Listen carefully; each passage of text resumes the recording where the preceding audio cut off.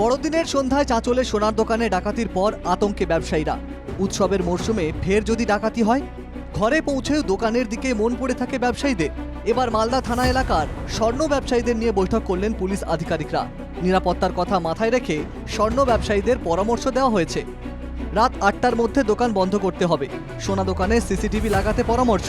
সোনা দোকানে হুটার লাগাতেও পরামর্শ পুলিশের।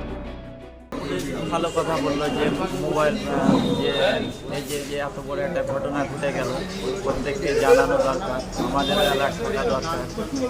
সম্পূর্ণ তো পুলিশের উপর ছেড়ে দিলে হবে না, আমাদের একটু সচেতন থাকার দরকার। তারপর যে সাইলেন্ট যেটা লাগানোর কথা বলবো, সেটা আমরা চেষ্টা করবো লাগানোর জন্য। একটু এই বন্ধের সময়টুকু বলে 8টার মধ্যে বন্ধ করে দিতে, একটু আলার্ট করতে, হুইলটা লাগাতে বললো। হ্যাঁ, দোকানে সিসিটিভি ঠিকঠাক করা। ঘটনার পর থেকে এলাকায় পুলিশ পিকেট রয়েছে।